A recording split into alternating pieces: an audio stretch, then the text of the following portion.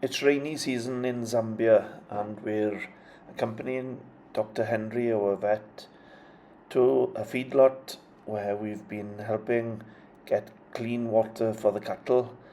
And we're seeing how that helps the sustainability of this fantastic business. The troughs look clean. There's no evidence of the cows licking at the water. They're getting their head in and they're drinking. Clean water for healthy cattle. So these have been with us on average for 6 days. Okay. Very new arrivals. And where do you buy them? They come to the farm. Right. Small scale guys, they bring them in on their own. Yeah. Herd them. That's why you get an ox sometimes, because if they bring 10 steers, they'll bring their ox to keep the group together, and then you have to buy the ox. You can't take them home. What breed are these now? It's all mixed and crossed. Yeah. It's changed a lot in the last 6 years. Zambia used to be heavily small Ngunis, Yeah. and now people are bringing a lot of Brahman, a lot of Boron. Yeah. It's mixing in. All different sizes. There's a customer in Lusaka who wants small T-bones, because that's all he can afford. There's a customer who wants big premium T-bones. Okay. There's a guy who wants medallas to make sausages. There's always a guy. A medalla is An old man. an old man like this guy. Yeah. So if you see the difference in the manure, Yeah. some of them come very hard, Yeah. some of them adjust very quickly. Yeah. They come with different stomach healths, Yeah. completely different stomach healths. Yeah. So Ali, the start here for me is that if you look really at this, we're starting at a point where if you want to look at it on a back foot, Yeah. everything is everywhere. Yeah. Our intention and the reason for bringing in Pruex is to level this playing field. Yeah. This one, and that one. Why I needed troughs come here is this gives perspective to that side.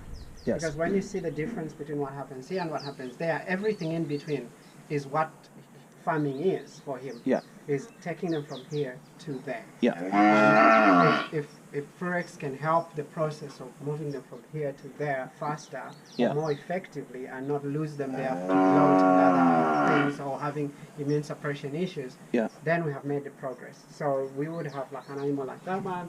We would have this one. You can see the little ones inside. They have to adjust, and in order for them to pick up and get to that one, which is still also in at day one. Yeah. And it looks like that. This one and this one have to be given the same chance. And Yes. the only way to level that up is to take away all the burdens that the animal has to carry, whether it is bacteria, toxins, all of that. If you can remove as much of that. So we did a lot with the feed, changed a lot about it. We did a lot with diseases on our end. We're still yet to touch on vaccines, but the rest of the things now, we are doing one-on-one on things, and right now we are at biofilm and rumen function. For them, the rumen aren't working. Some are. There's huge variation in animals. So we came to see the other week, and we were comparing the heartbeat of the manure, because what we do on every case is that we have something we can see, something visual. So the manure thing is something we have been quite looking at for the last almost, is it 2 or 3 years? Yeah. Yes. And we were trying to see that these new ones, and like you said, there's multiple factors, but also Pruex in there, the manure adjusts a lot faster. It has seemed lately. So we're still running that across time and to compare and see if that now has gotten a lot better. But we think we have made progress in the time from the arrival to the time that the manure starts to soften. Yeah. Because when it's softened and it's coming out like that, then the digestibility of the grass has improved, and that's what we're looking for. And structure for them to live in. Because you can't teach them saying, look at him, Yeah. look at him, and then you see that white one over there, check the poo at his feet. Yeah. They're all different. If you change the ration, assuming they're all this, you'll leave him behind. Yeah. He'll get acidosis or he'll burn out. Yeah. And then he'll be a bloater Yeah. down the line. Got you. So far we've been treating Pruex at the water trough with great results. The troughs look clean and the cattle are drinking, they're not licking at the water, they're consuming a lot of water, they're eating a lot of food, and they're ruminating. It's time to go and look if we can treat further back towards the borehole. Okay, so we're going into the borehole. So we can see a bit of rust. Yeah. You can go further in if you can, Rob. Yeah, there's biofilm on it. See it there? Yeah. Okay. A lot of lime scale. Well, it's plaque or biofilm, really. Oh, right. Okay. Okay, Rob, if you just hold it steady. Thank you. So basically, the bacteria in the water is using the mineral to make a nest. Mm-hmm. Right. So there'll be toxins in the water. Okay, you can pull that out, Rob. Thank you. Okay. It was a good day, Henry. It was raining and it would be a terrible job. Yes, actually, it was a good day. Keep going. The good day chose us. Yeah. And you can't follow the weather forecast, really. You can't. No. I also look at it and it See just this, guys? changes within a few hours, you know. Yeah. Bradley, you want to take a look? Because it is rain, and then it's, Yeah. You keep going down, Rob. Yeah. Okay. There's going to be a lot of sludge in those tanks, but... Okay. Thanks, Rob. You can pull him out now. Not a bit more. Right, so what you've got there is the same as plaque on my teeth. Right. Okay?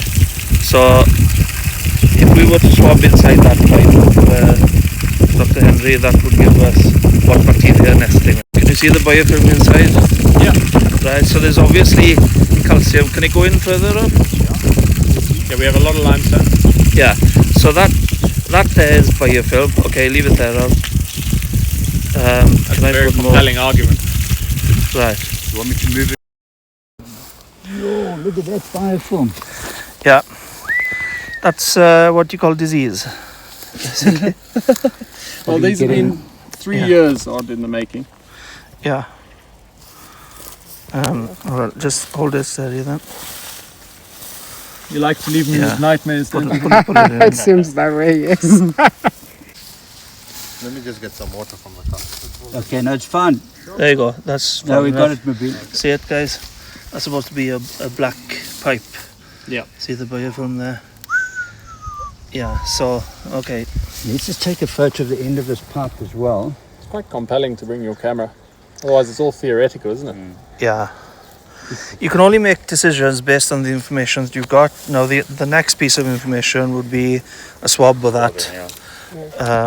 And it would Just a tell cotton us. bud. Something down the line. Water. Do you want to see here? Yeah. Dr. Henry is the same look. We've got a dirty camera now again. But I'd say there's more biofilm here, would you? Then yes, Than if you the look at it from joint. the perspective of the elevations, they're Yeah. bigger heaps of things. They're literal. Yeah. Largest. There's more like villi there, isn't there? Yes. Thank you, Rob. Right. Tell me how they... tell me how... We can get their exact feed consumption, their feed conversion ratio, and their growth rate at the different stages.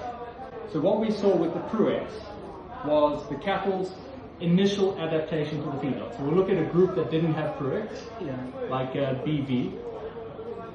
Immediately upon arrival, their growth rate on arrival was 1.7, 1.2, 1.1. So what that means is when they arrived, they immediately spiked up in weight. These are no Pruex cattle, which is normal because they arrive hungry and beaten to death.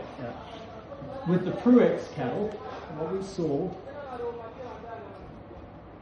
was 2.1, 1.5, 1.5. So remember the other one went from 1.7 to 1.1, there was the drop.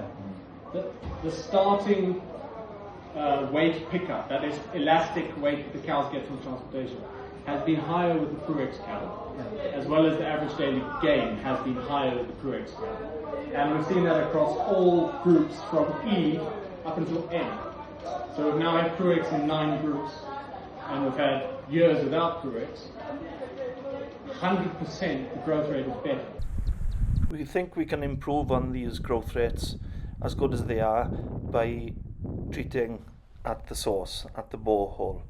So we look forward to working with this business going forward.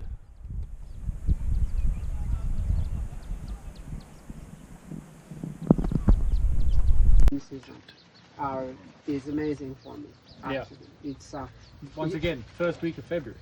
if you Yeah, walk that's this animal out and say I think it's housed in a place which doesn't have manure, like in a complete roofed place Yeah. and in a shed. Yeah. This is what an animal in a shed looks like in the rainy Yeah. season. Yeah. And these are in open space, and they look like that. Yeah. And there's a shine on them as well, isn't there? Yes, that is actually more recent, and they look a lot better like that. But it has multiple things it's attributed to as well. Yeah. But it's a big difference between like those skinny ones on the other side of the tree line Yeah. and these. Yeah. You always want to pull your hair out when the truck arrives with the animals. You know? Even though it's rainy season, there were no big problems with biting flies at this feedlot as they've had in previous years. I think that's down a lot to the quality of their water. The cows don't stink. There isn't a bad smell. The fly traps smell really bad, but that's about it, really. We could fine-tune some more. We could use our Pip Air product to dry up the muck on the concrete pad where the cattle eat to help their feet conditioning. But the cattle are clean, they're healthy, they're drinking, they're eating, they're growing. So, fantastic.